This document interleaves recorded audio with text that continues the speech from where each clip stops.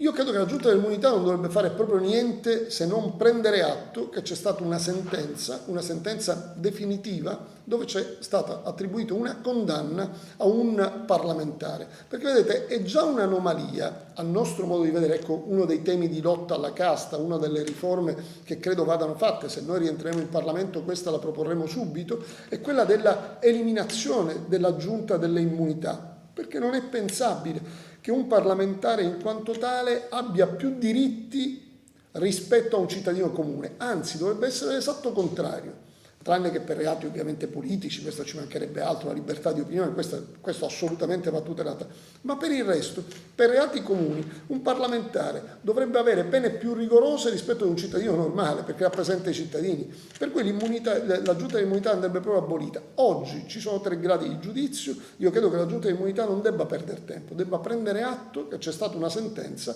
e conseguentemente dichiarare la decadenza da parlamentare del senatore Berlusconi.